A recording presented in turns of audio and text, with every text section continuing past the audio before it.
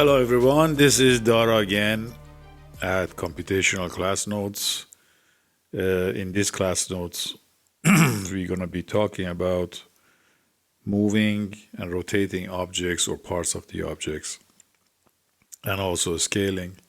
Um, we do it with keyboard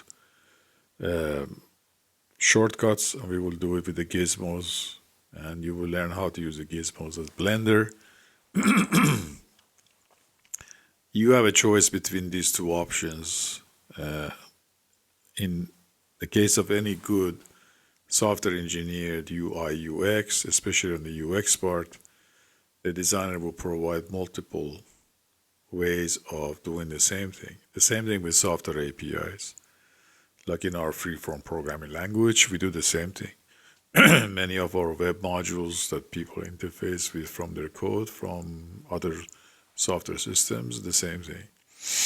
So this is a good thing to have in mind when you become a designer in UI UX or programming platforms, that users generally tend to like multiple ways and as many ways as possible to do the same thing, because their level of attention, focus, like mind orientation, education and training is different. Okay, I think I preached enough. All right, so our challenge is this. We have a donut. You can see, we think we're rotating it, but we are not. We're actually moving the viewport or whatever it's called. I guess it's viewport. Some sort of a camera that you're using to look at the object. Sorry, I had too much cocoa. My throat is clogged. And then we can also do all kinds of ways to move this viewport camera thingy, however, whatever the acronym is at Blender. And but that doesn't move the object. The object's coordinates remains the same. And here is bagel. We have clicked on the bagel. And you say, how do I know that the coordinates are not changing? Here in right under the outliner, there is another area for the UI. Take a good look at this area while I am moving the object. You can notice that X and Y and Z are not changing. When I'm rotating, I'm bringing the object back and forth, nothing changes there. And when I rotate it by scrolling, my mouse wheel or my mouse touch, whatever it is I'm doing, rubbing my finger back and forth, that as you can notice that nothing changes. The object is stationary. I am changing the viewport or camera or whatever way I am projecting this picture into the screen. This is a 3D object into the screen. So I'm not actually moving the object, but I would like very much so to be able to now move the object, put it in another location. So there are several ways. Note that you can use this mouse gizmo here. That's really not a gizmo, but this UI over here for you to figure out what I'm typing and what keys I'm pressing. It comes in handy. Okay, so if you don't know anything, you don't feel like pulling down menus, just type G. Oh, first of all, select the object you want to move. I keep forgetting that. And then press G. Okay, now you can move your object freeform around the screen. Okay, but notice something. Look at, let me get out of this. Okay, look at the coordinates are changing. One more time. I select bagel and look at the numbers over here while I'm fooling around with the donut there. I'm moving the donut. Lo and behold, miracles do happen. The three coordinates X and Y and Z are changing, as you can see there. Okay, so I'm not anymore moving the viewport or a camera or something. I'm actually moving the object itself, putting it at different locations interactively as I like. Okay, so in case you wanted to put the object to its original position before, you just do an undo and another undo, and it goes where it was before. But that doesn't matter. Okay, so that's one thing. Now you say that, yeah, this moves interactively around in all three directions, but I just want to move it around X. Okay, the same thing. Select the object you have, press G, and then what axis? Okay, you're moving around x-axis. How do you know that is the x-axis? Look over here. X-axis is red, and this is red. And look on the numbers on the right-hand side here, where the viewing is where under the outliner, where the area is for the specifications of the object. Okay, called bagel. So you can go and look and see the x is changing. If I go there and select the object again and say G, Y, it moves around y-axis, along y-axis. And why, how do I know this is y? Because look at the number in the y coordinate is changing, okay, on that panel where the bagel is defined under the outliner. And then also notice that here, up here, on the other gizmo over there, you notice that green is for y. The same thing you do then for z. Oops, sorry, that's not what I wanted to do.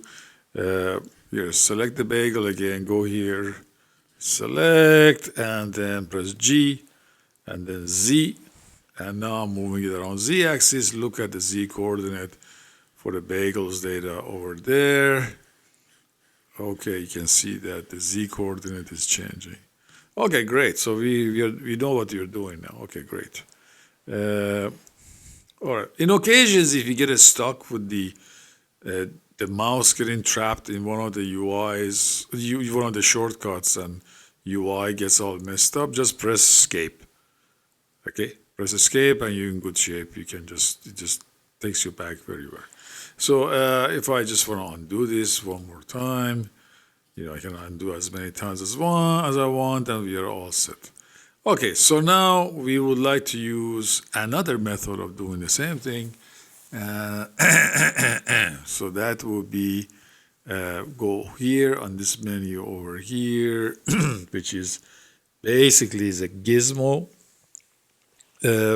Menu says show Gizmo, but what in the world is Gizmo? Gizmo is an English name for a trinket or a gadget that you do not know what to call it. So you just call it that, whatever that thing is, you call it Gizmo. So you do not know how to call this thing that you code that you wrote. It becomes an object of some functionality. You call it Gizmo. And also the other convention is that the Gizmo is really not a part of your final 3D design. So if you see objects in 2D, 3D created when you enable a Gizmo, that Gizmo doesn't go to your export file. Okay, I think I pontificated enough for one day. You go over here under the default and go there and press, click on the menu option, move. Okay, then go here, bagel. Oh, something new happened here. You see that? Okay, so I go down here. Okay. Let's not select anything. I go down here again, pull this guy down. I remove move, okay. And then if I do a bagel, you can see there's an orange highlight for the whole donut is there. If I go back there again, okay, let's just not select anything. Okay, if I go there and select the Gizmo, and now this time I press on move, and I click out, nothing. As soon as I select something, this little white circle thingy shows up, and you find out shortly what it is. So look at the numbers in here, see if the coordinates change. Grab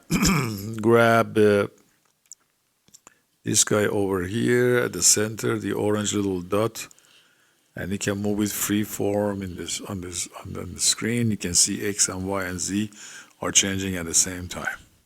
Nice. Okay. However, I like to move it only along X-axis, which is the red axis here. Grab the red tail of that local coordinate that is there. You see that? These arrows, these ones over here, similar to these ones. Then you want to move it along Y-axis. Look at the Y number here. Here you are, moves along Y. And then you decide, okay, I click again, decide but I want to move it around Z, and it moves around Z. Wasn't that magical, mystical? It was very amazing. I like that. Okay, now we are moving, we are moving the bagel to the middle of the screen and we are rotating it, but you notice the numbers here are not changing. Amazing. Then what I do is that I just gonna go here and say I selected a move and let's add rotate. See what happens. Okay, select bagel again. Oops, you had your previous, see that? You had your previous gizmo for the move there, but now a sphere with a sort of a white silhouette, a green and red equator and a blue equator is showing up. You can see that. Let's see what that does. Pay attention over here. Green is a Y. Grab this green. See that says, look at this. Look how smart it is. Some UI guy died programming this. Poor martyr. We wish him all the best. Okay, so you go grab that. Rotate. Look at the Y rotation here. Here. Look at the Y rotation. And remember, green is the Y-axis. How do you remember in case you forget? You just go look at the color-coded gizmo over here. And then you want to now rotate it around X-axis, okay? Look at the X number for the rotation here. Boom, boom, boom, boom, boom, boom. Oops. I made a boo-boo here. So I'm rotating at the same time, so something I did wrong. Let me go here.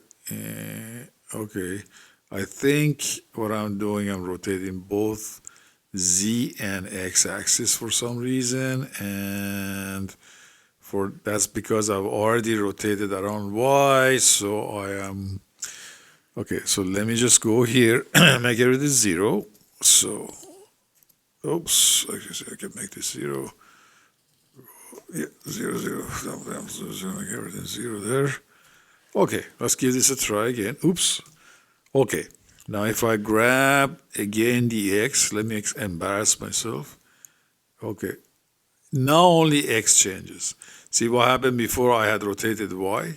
So the orientation in the space has changed. When I rotate around the X only, it also rotated around Z, and we explained that in vector algebra and transformations later on. Okay, now again go and reset that to 0, and now you want to rotate around Z-axis, and Z is the blue axis vertically going up like that. You can see that gizmo, the guy over here, and the equator for rotating around Z-axis here. You can see it. Let me blow this, bring this guy closer. Okay, you see that? So that's the blue equator here. Look at the Z rotation here. Look at the Z rotation here. Oh, absolutely miraculous. What a beautiful, look at this. Very nice, very nice, very nice. Okay, so these are the ways we manage to rotate and move our object. The same way we can scale. So if I go here, pull down, scale also. Let me turn off rotate, so we just play with that so it's a little bit easier. Okay, now you see some other, no, actually let me turn off move also so you can see better. Now you see that XYZ axis showing up, but at the end of this XYZ axis, let me see if I can blowing it up. Yeah, at this end of this XYZ axis, sorry, there are these little cubes of the same color according to the axis.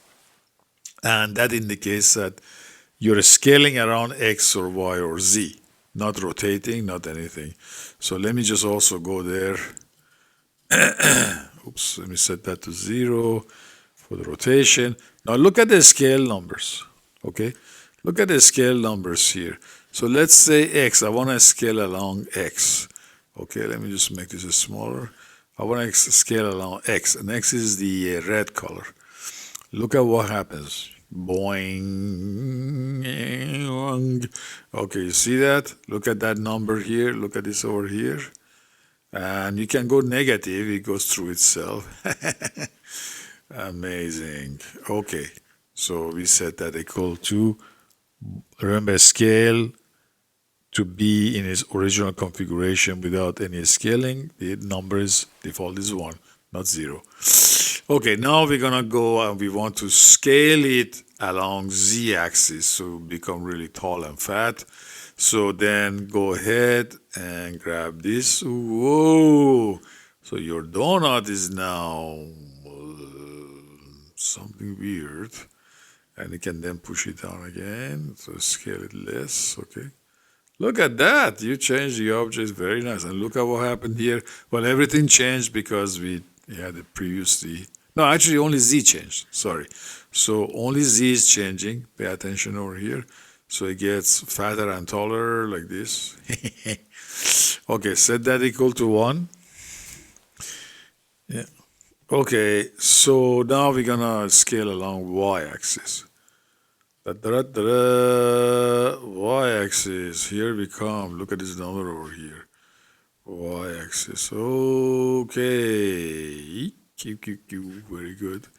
Now we do a little bit more experimentation, and then you can just go ahead and download this project if you're a part of our course, and you can play with it yourself and try to create objects and change their shapes and things, which is coming in the next couple of lectures. Now, I just want to go to Bagel and just pick up only a particular part of the bagel, not the whole bagel. And I'm going to go there, I remove the scale, I'm going to put it on move. Okay, all right, you understand how this works? Now, what I want to do is that I only want, let me see, I only want to move the icings, the sprinkles, number 4. Let me see what the red color. Okay, icing number 4 is the red. I want to only move them around along y-axis. Super genius people do super genius things. Here you are. Then put it back where it was, or you regret it. And then I would very much like to move these guys along the z-axis. The same thing over here. There we are. Okay, edit, undo, and then go add the rotation. Rotate. And then you have your icing rotating. See the angle here is changing. The Y. I'm sorry, I'm rotating around Y. My apologies, I said X before. Okay, so now your icing is all the way wrong. Go ahead and do edit, undo, and you're back where you were. Okay, so I think I stop here. Thank you for your time and attention, and I hope this pans out well for your designs. So go to the class notes that will be published with the video and knock yourselves out. Thank you very much. Best of luck.